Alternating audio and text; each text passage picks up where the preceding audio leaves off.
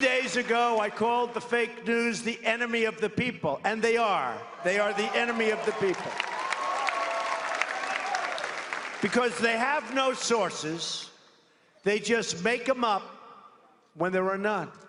It's not their job to do that. Their personal opinions shouldn't be in the reporting. But Jess, to be fair, you're saying that because the president was mean and said some nasty things to the press, that the press shouldn't cover the stories accurately. No. And that's just simply not true. Just because there's a lot of politicians. Actually, I hate them all. I hate politics. But it's our job to give our viewers the information that matters to them. And that's not what they're doing when they're in those press rooms. And you know that because this was the first opportunity that you saw that they were complaining that they hadn't gotten a press conference. Meanwhile, Joe Biden got to sit in his basement for the majority of the campaign. And the first time they had the opportunity to ask him questions, they give him all these layups. It just shows you the difference. And I'm not saying you can't like the president. Like, don't like him. Go home and rant about it to your wife or husband. But at the same time, your job is not to put your personal shield on. It's to give the audience the information that they deserve. But what they did is they used COVID in order to defraud the people of this country. And the whole world is watching, and the whole world is laughing at our electoral process. And I'm serious, if the media were honest, and if big tech were honest, which it's totally not, it's a terrible thing. That whole Section 230 is a disgrace that they even have it. But big tech is totally dishonest. If the media were honest and big tech was fair, this wouldn't even be a contest. And I would have won by a tremendous amount, Well, and, you know, Emily, Governor Cuomo just this week in a radio interview said he's actually never seen disrespect towards a president the way that he's seeing against President Trump right now.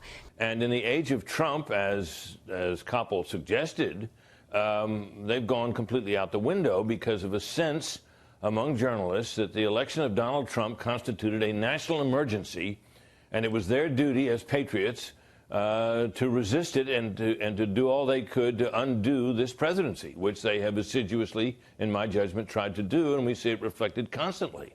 That brings me to the mainstream media once again, and a new name for CNN, the Conspiracy News Network. You know, they're busy calling us right-wing conspiracy theorists, but, you know, questions about Domain, that voting systems company, the left-wing media had serious concerns about them just last month. But now that they think Trump is lost, all those concerns are being whitewashed. But they're still there. The Conspiracy News Network, I think it totally fits, especially after they wasted the time of their own network and the country over that phony Russia investigation. We're also following breaking news on the Russia investigation. The New York Times is reporting a presidential lawyer floated the idea of pardoning Michael Flynn and Paul Manafort last year as the special counsel was closing in on those high-level former Trump campaign aides. Oh, wow. Did you hear the music? Did you hear the music? And the graphics? But listen closely. A White House lawyer may have floated an idea. Ooh, it was all nonsense. They're not looking for rumors. I'm the president, and you're fake news.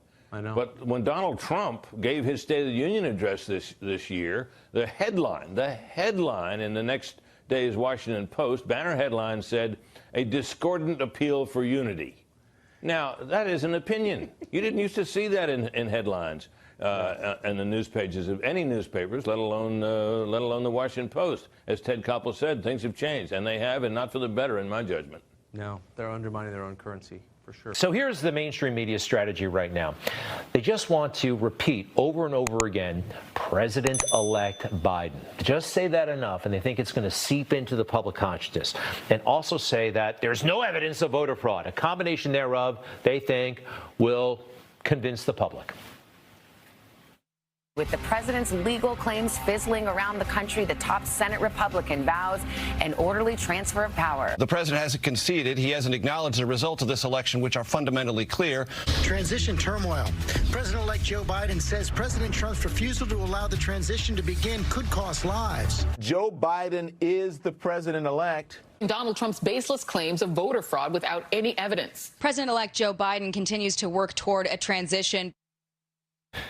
You know, all these networks. They've been wrong repeatedly, and they never take a pause and step back and say, wow, we got so much so wrong. How do we do our jobs differently? No, they just keep doing them in the same fashion that got them the wrong answers to begin with. The answers that Donald Trump would never run for president, that he would never be the nominee, that he would never beat Hillary, and on and on and on and on.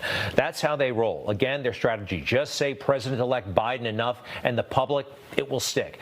The press has become so dishonest that if we don't talk about it, we are doing a tremendous disservice to the American people. Tremendous disservice. We have to talk about it to find out what's going on, because the press honestly is out of control. The level of dishonesty is out of control.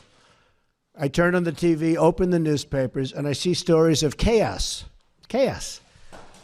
Yet it is the exact opposite.